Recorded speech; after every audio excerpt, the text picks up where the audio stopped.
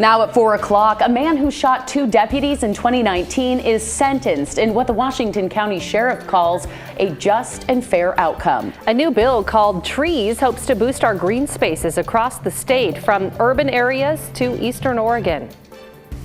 And remembering Vancouver lawmaker Jim Moeller, who has passed away.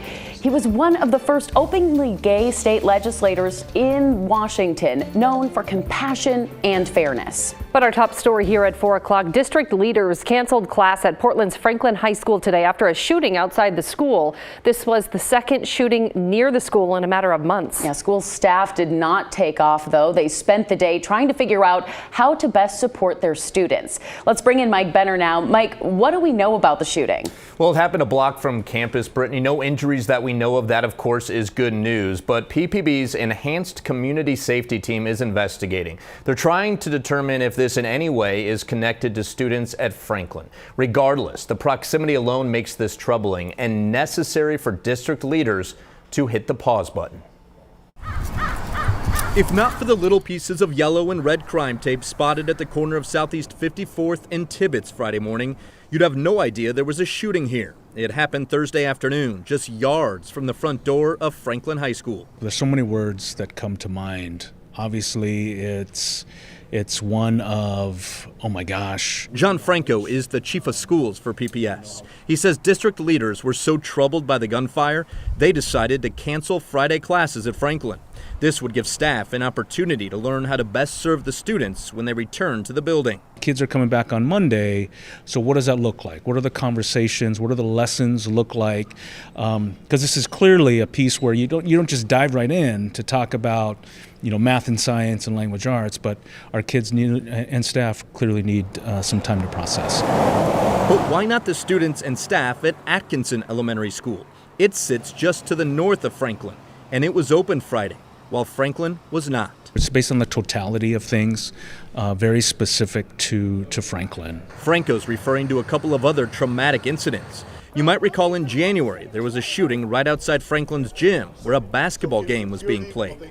And late last month, a Franklin student died from a suspected fentanyl overdose. These incidents are significant and they affect communities. Echoing that sentiment is Portland Police Chief Chuck Lavelle. He's aware of the suspected drug overdose that was off campus, by the way, and the 2 shootings near campus. All of them with an impact on Franklin students. I have a deep connection to our Portland Public Schools. I want to make sure we're doing what we can to keep kids safe there. I was in discussions last night with some folks from PPS Security. We're looking at having an increased presence at the school next week. First, though, a chance for students to step back and decompress Friday, a decision the district is standing by. We just felt at this point in time, this was the right thing to do, and we still feel that way. All right, it's important to note while classes were canceled, the building was not entirely closed to students. Since staffers were there, students were invited in if they wanted to talk to someone today rather than wait until Monday when classes resume. Brittany? All right, Mike, thank you. Developing this afternoon, Portland police are investigating a deadly shooting near Mount Tabor. This happened around Southeast Powell and 74th last night. Police say they found one man dead in a lot near a homeless camp. Police didn't find the shooter and so far have not made any arrests. Neighbors in Southeast Portland say somebody smashed the windows out of multiple cars overnight. This happened in the area of Southeast Foster around 62nd. Neighbors say more than 10 cars were hit. We did reach out to police for more information about what happened. The man who shot 2 Washington County Sheriff's deputies at Hague Lake in 2019 has pleaded guilty to attempted murder. 60-year-old Dante Halling was sentenced today to 45 years in prison. Our Evan Watson was in the courtroom today and joins us with the details. Evan. Brittany, the Washington County judge handed down the maximum sentence, saying it was very clear to her that Halling wanted to kill these deputies. One of the deputies that was shot, Jeremy Braun, has had a long road to recovery.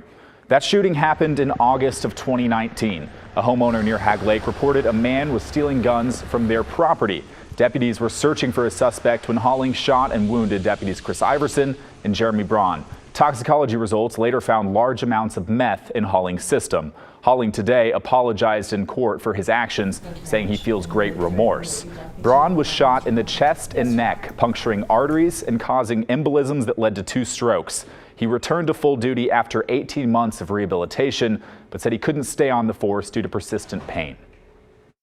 I had to relearn to swallow, relearn how to drink, relearn how to eat, relearn how to tie my shoes, and relearn how to walk. These were skills I had mastered in the first 18 months of life. At 43, I had to relearn these skills because Dante had tried to murder me. I would also tell you this: I forgive you.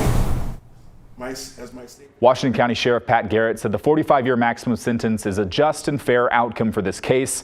Holling's defense attorney said he's only been trying to accept responsibility and plead guilty for the last 3 years, but the sentencing was delayed due to a lack of public defense attorneys. Brittany. All right. Thanks so much, Evan.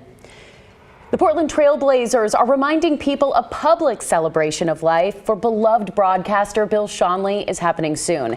It's Monday at 4 o'clock at Veterans Memorial Coliseum. Schonely was known as the mayor of Rip City and called more than 2,500 games for the Blazers, including their 1977 championship run. He died in January. Schonely was 93 years old. A longtime Washington legislator from Vancouver has died at the age of 67. Jim Moeller battled a degenerative brain disease for several years. It took his voice, but not his spirit. Our Tim Gordon joins us with this story, and Tim Moeller was Vancouver born and raised. Ashley, he was well known and recognizable with his colorful bow ties. But more than that, because of a reputation for caring and fairness. Moeller was also one of the first openly gay state legislators in Washington and fought for same-sex marriage and equal rights. Representative Moeller, a Democrat, served in the Washington House from 2003 to 2017 for the 49th District, that includes Vancouver. Before that, he was on the Vancouver City Council for 7 years. Moeller was a leader in the gay community, and his leadership made a difference, fighting for domestic partnership rights for Vancouver City workers early on and same-sex marriage as a legislator. But there was much more to the man who served as Speaker pro tempore in the House beginning in 2011. Known as a fierce advocate who could calm an overheated debate with a well-timed joke. Colleagues say he got things done on many important issues and made lots of friends along the way. He was a really special person, and he was a real important part of our community for a really long time. He still laughed and he still smiled, and he still participated in people who came to visit him. But he loved having company. You know, he just loved being with people. It was who he was. Now, that second voice, Moeller's sister, Faye, describing the last several years for her brother, saying he had a disease that combined symptoms of Parkinson's and ALS. It took his speaking voice and other functions, but not his amazing attitude and love of people. Former Washington Representative Jim Moeller, who I had the pleasure of talking to and interviewing several times along the way, died yesterday. Again, he was 67 years old. Brittany. All right, Tim, thank you so much for that report. Still